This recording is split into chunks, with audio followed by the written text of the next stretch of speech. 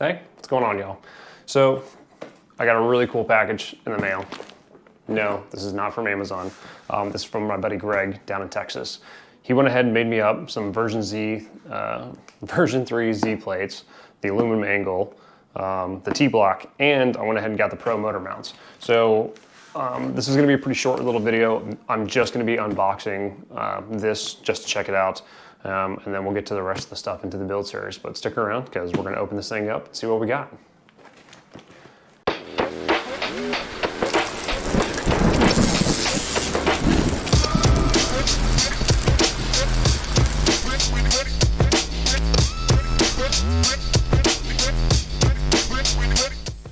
Alrighty guys, let's get into this unboxing. Here's my trusty razor blade. I've cut myself on this many times. So I definitely tend to be a little bit more careful these days.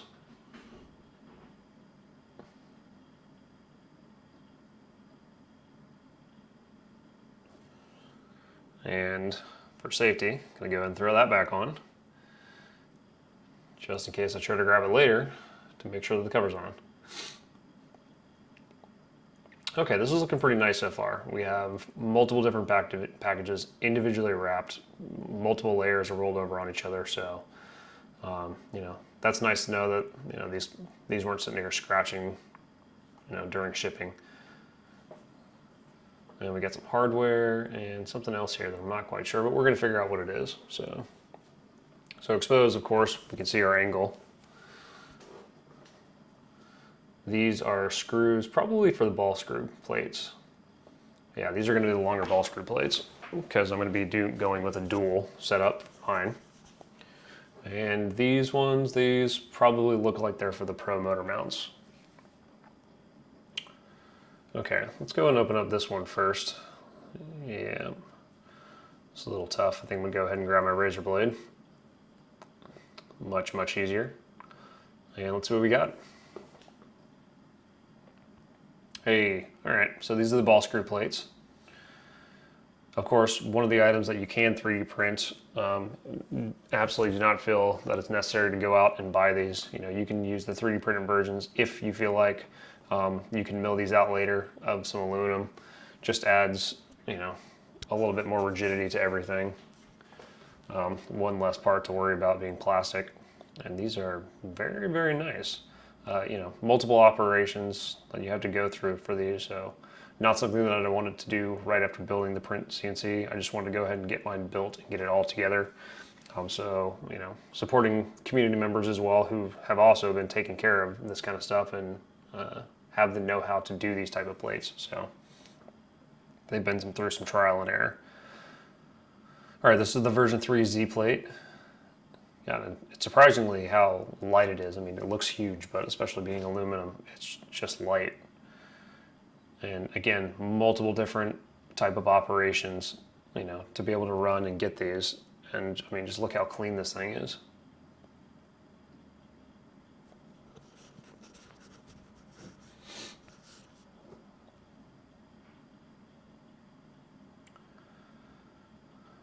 Now, I'm gonna assume that this is the spindle mount, and yep, there we go. So this is our spindle mount. Very thick aluminum plate. That thing is definitely not gonna bend or go anywhere, so. All right, let's get some of this trash out of the way, and we will see what we have next.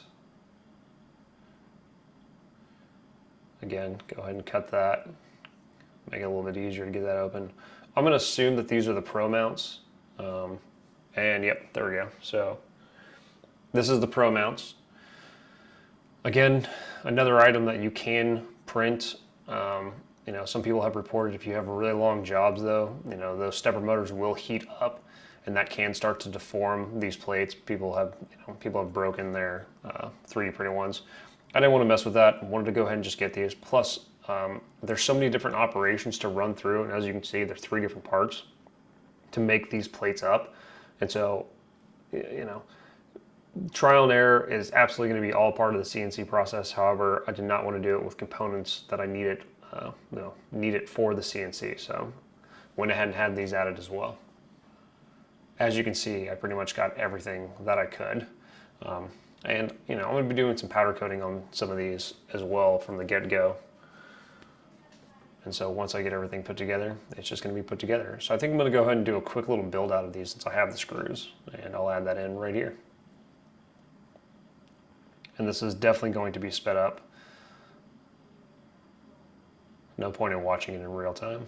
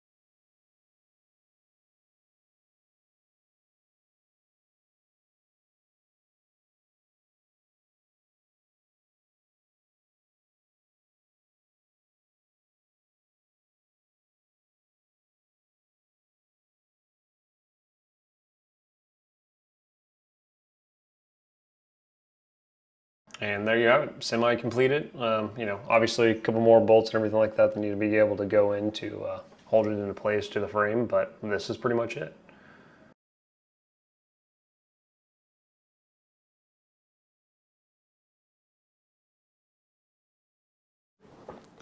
All right, guys, there we have it. Absolutely beautiful parts.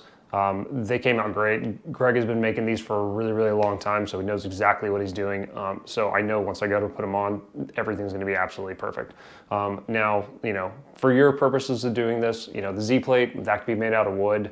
The angle, you do need to make the angle up. It's not something super difficult to do, but you do need to have it done either way. For the motor mounts, those can be printed, and the T-block can be printed out as well. So none of this is absolutely necessary. You don't have to buy this from the beginning. A lot of people will go through, they'll get their machine set up even on a wooden Z-plate, and then they'll machine these parts themselves. I didn't really feel like messing with that at the time. I know that there's gonna be some trial and error. I've never messed with a CNC before, so I didn't want to get these up, start cutting them out, and then mess up a plate, and have possibly mess up another plate or anything like that. The cost savings would have just gone out the window for me. So I went ahead and did it this way, and plus I'm going to be powder coating some of these parts as well. So that's it. So stay tuned for the rest of it. On the next video, I think we're going to be going through the steel, the cleanup, and everything like that, and then we're going to be jumping into the electronics of this.